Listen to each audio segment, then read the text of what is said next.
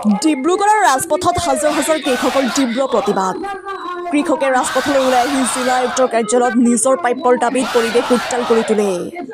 সদৌ অসম ক্ষুদ্ৰ চাহ খেতিয়ক সন্থাৰ ডিব্ৰুগড় জিলা সমিতিৰ উদ্যোগত অনুষ্ঠিত হোৱা এই কাৰ্যসূচীত জিলাখনৰ বিভিন্ন প্ৰান্তৰ পৰা প্ৰায় হাজাৰৰো অধিক কৃষকে অংশগ্ৰহণ কৰে।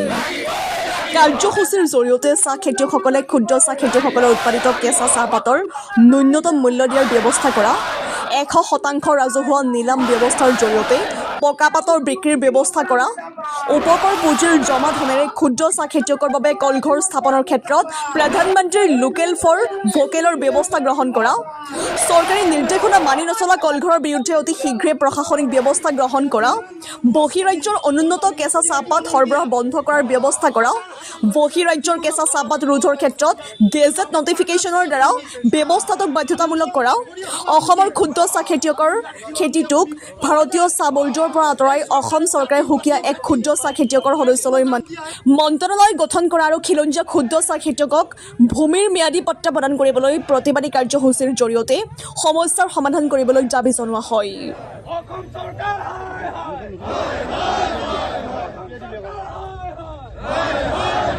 উচিত মূল্য পাবই লাগিব আৰু এচাপাতৰ উচিত মূল্য পোৱাৰ কাৰণে আমি দিছিলোঁ যে এটা MSP লাগে। আমাক MSPটো ভাৰত চৰকাৰৰ অধীনত থাকিব। গতিকে যেতিয়ালৈকে MSPটো নহয় তেতিয়ালৈকে যি চৰকাৰী অধিসূচনা আছে সেই অধিসূচনা মানে আমাক MVP দিব লাগিব।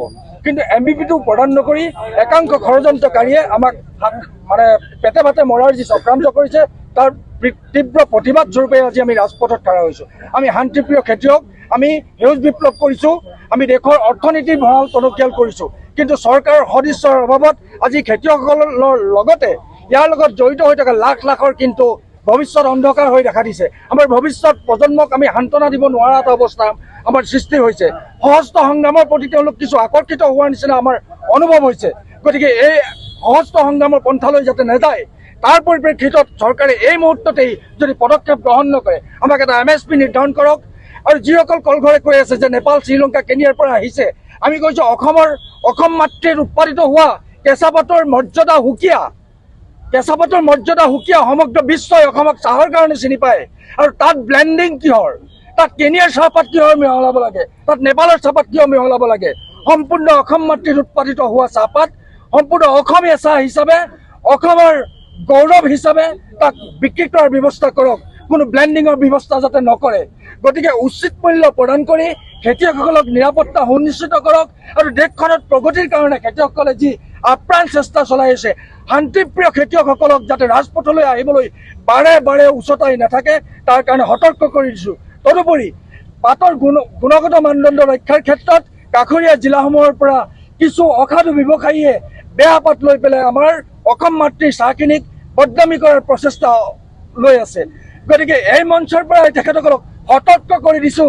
সেইসকল পাত সৰবৰাহকাৰীকো আমি সাৱধান কৰি দিছোঁ যাতে অনাগত দিনত ভৱিষ্যতৰ দানত যাতে এই পন্থাৰ পৰা আঁতৰি আহি অসম মাতৃৰ সুঁতিত মিলিত হৈ তেওঁলোকে খেতিয়কৰ লগত মিলিত হৈ যাতে কাম কৰে আৰু অসমৰ সুনাম মানে ৰক্ষা কৰে। তদুপৰি এই কলঘৰসমূহ যি একাংশ কলঘৰে বেয়া পাতৰ ৰাতি ৰাতি চুৰি কাৰ্য অবৈধভাৱে পাত সংগ্ৰহ কৰি তেওঁলোকৰ কোৱান্টিটি বঢ়াই গৈ আছে, কোৱালিটিৰ কাৰণে কৰা নাই। আমি খেতিয়কসকলে মূৰৰ ঘাম মাটিত পেলাই আমি একদম নিৰৱচ্ছিন্নভাৱে কোৱালিটিৰ কাৰণে লাগিছোঁ। আমি কওঁ যে চাহৰ মান দেশৰ সন্মান। ক্ষুদ্ৰ চাহ খেতিয়কৰ চাহৰ মান দেশৰ সন্মান আৰু দেশৰ সন্মান ৰক্ষা কৰিবৰ কাৰণে আমি অহোপুৰুষাৰ্থ কৰিছোঁ।